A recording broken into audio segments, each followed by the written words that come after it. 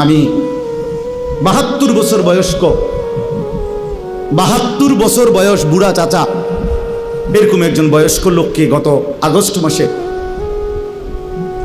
কালেমার দাওয়াত দিছিলাম। উনি হিন্দু। 2.5 ঘন্টা ওনারে বুঝাইছিলাম, বলছিলাম, কিন্তু উনি এটা বলে যে ঈশ্বর অদ্বিতীয়, ঈশ্বরের কোনো অংশীদার নাই, আমি প্রতিমা পূজা করি না। উনি এই কথাটা বলে, কিন্তু উনি কালেমা। আমি বললাম, চাচা, আমাদের সাথে আরো আলেমা ছিল, চাচা আপনি এই কথাটাই বলেন, এই কথাটাই বলেন, এটাই কালেমা। যে আপনি যেটা বিশ্বাস করেন এই কথাটা মুখে বলেন না, কালেমা আরবিটা বলেন, লা ইলাহা ইল্লাল্লাহু মুহাম্মাদুর রাসূলুল্লাহ, এটা বলেন। কত অনুরোধ করলাম, কানসি পর্যন্ত, বিশ্বাস করেন চাচার মুখ দিয়ে এই কথাটা বাইর করতে পারলাম না। না, আমি এটা পড়তাম না। তখন আমি আমার সাথীদেরকে বললাম, হ্যাঁ এবার 72 বছর বয়স্ক একজন মুরব্বী, 72টা বছর জীবন পার হয়ে গেছে, অথচ তার জবান দিয়ে একটাবার কালেমা উচ্চারণ করে না। আর আল্লাহ তাআলা সেই কালেমা আমাদেরকে কত হাজারবার বলার তৌফিক দিছে।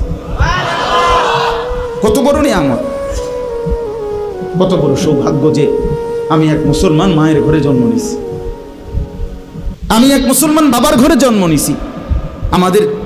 আমাদের কি যোগ্যতা ছিল? আমাদের কোনো যোগ্যতা ছিল এখানে? শুধুই কার দয়া?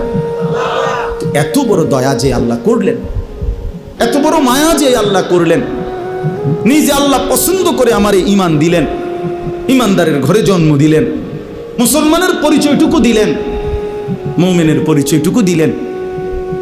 সেই আমি কেমনে আল্লাহর নাফরমানি করি?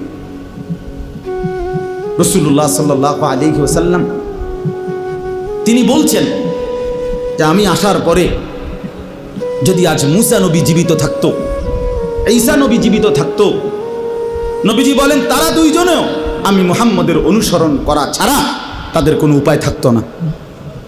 গোটা পৃথিবীতে আল্লাহ নবী সাল্লাল্লাহু আলাইহি সাল্লাম পরিষ্কার বলছেন, আমার আবির্ভাবের পরে আর পৃথিবীর কোনো ধর্ম নাই, ধর্ম শুধু একটাই, আমার মাধ্যমে আল্লাহ তাআলা ইসলামের নাম হিসাবে যেই কালেমা, যেই ধর্ম, যেই বিধান আল্লাহ দিয়েছেন, আগামীর ইসরাফিলের ফু পর্যন্ত এটাই বিধান, এটাই কালেমা, এটাই ঈমান, এটাই পরিচয়, এটাই জান্নাত লাভের একমাত্র রাস্তা।